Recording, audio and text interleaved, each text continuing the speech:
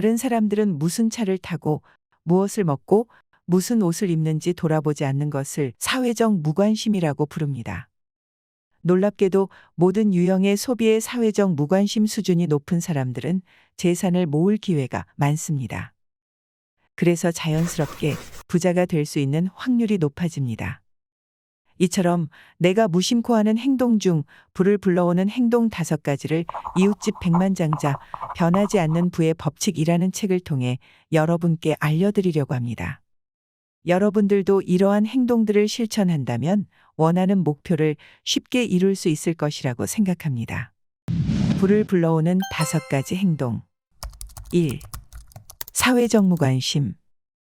다른 사람들이 타는 차와 입는 옷, 사용하는 기기에 대한 무관심은 장기적으로 재산을 축적하는 능력과 연관이 있습니다. 사회적 무관심은 특히 과시적 소비 경쟁에 휘말린 삶을 살지 않도록 도와줄 수 있습니다. 그러므로 다른 사람들은 무엇을 사는가에 신경을 곤두세우고 끊임없이 가장 좋은 최신 소비재를 갖고 싶어 하는 사람들은 시간이 지나도 재산을 모을 가능성이 낮습니다.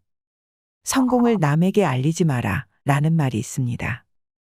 사회적, 경제적으로 상당한 성공을 거두고 드러내지 않는 이웃집 백만장자가 왜 그렇게 많은지 궁금했던 적이 있지 않으신가요? 그들은 경제적 풍요를 과시하고 싶은 욕구가 강하지 않습니다. 그들이 중시하는 성공의 증표는 실질적 업적입니다. 반대로 지출할 능력이 있음을 널리 알리고 싶은 욕구를 끝없이 느끼는 사람들은 결국 소득명세서상 부자가 될 것입니다. 정체 모를 군중에게 자신이 고소득자임을 알리는 데는 많은 돈이 들기 때문입니다. 부자인 척 그만해라 에서는 이렇게 말합니다.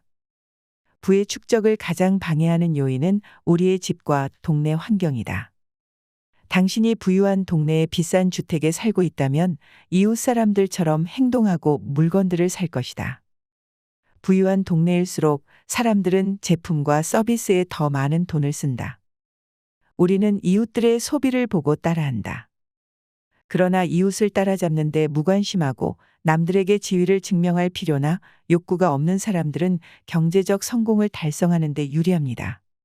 백만장자들은 부의 과시를 위해 명품을 소비하지 않습니다. 2.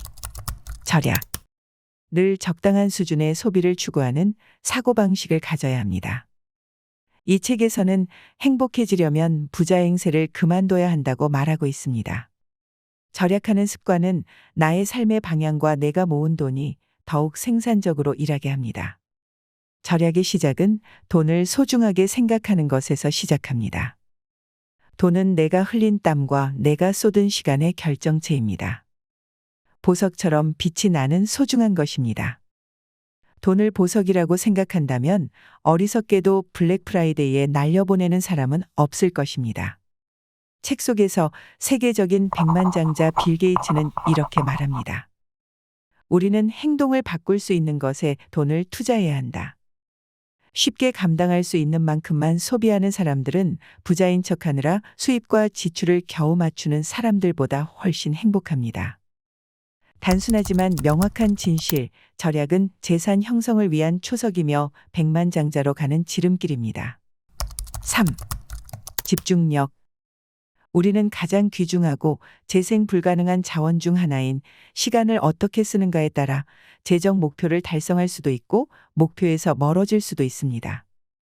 오늘날 우리를 산만하게 만드는 요인들이 얼마나 많을까요? 산만함은 사람들이 재정적 자립 또는 다른 목표를 달성하는데 어려움을 겪게 되는 중요한 이유입니다. 산만해지지 않고 내가 하고자 하는 일에 집중할수록 장기적으로 부를 더 쌓을 수 있는 것입니다. 기분 전환 활동이 늘어날수록 우리가 달성할 수 있는 의미 있는 일들은 줄어들 것입니다. 기분 전환이 습관이 되면 산만함을 피하기가 어려워집니다. 행동이 바뀌려면 결심했다는 말로는 부족합니다. 4. 높은 회복 탄력성. 성공하려면 비난을 감수하라라는 책에서 경제적으로 성공한 사람들이 한결같이 거론하는 또 다른 성공 요소는 회복 탄력성이라고 말합니다. 재산을 모으고 자기 사업을 키우고 언론과 이웃을 무시하려면 거부당하고 고통스러워도 목표를 계속 추구하겠다는 각오가 있어야만 합니다. 성공한 사업가인 앨런은 차근차근 현금을 모으고 사람들이 꼭 해야 한다고 생각하는 것들을 따르지 않음으로써 사업에서 수익을 창출했습니다. 그는 결정을 내릴 때마다 평정심을 유지하려고 했었습니다. 열정과 아이디어가 넘쳐도 이를 현실로 바꾸려면 회복 탄력성과 자신감이 필요합니다. 야망을 품은 사람들을 비판하고 꿈을 파괴하려는 사람들은 무수히 많습니다. 강철도 망치질 없이는 단단해질 수 없듯이 사람도 마찬가지입니다. 인생은 한 번의 단거리 경주가 아니라 마라톤의 연속입니다. 낙인은 찍혔다가 사라집니다.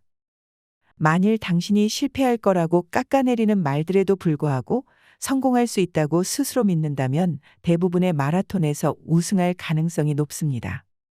이는 백만장자들 사이에서 흔한 경험입니다. 우리가 성공을 거둘수록 비판자들이 늘어나리라는 사실을 이해할 필요가 있습니다. 5. 절제력. 절제하는 사람은 옆길로 새지 않습니다. 일과 인생에서의 성공은 절제력이 중요합니다. 지난 수십 년간 순재산이 많은 부자를 대상으로 연구했는데 부자들은 장기적 안목과 절제하는 태도를 갖고 저축 소비 투자를 합니다. 이들은 이웃이 하는 일에 정신을 팔지 않습니다. 백만장자 마인드에서도 이렇게 이야기합니다. 절제하는 사람은 높은 목표를 세우고 그 목표에 도달할 수 있는 생산적인 방법을 생각해냅니다. 절제하는 사람들은 쉽게 옆길로 새지 않습니다.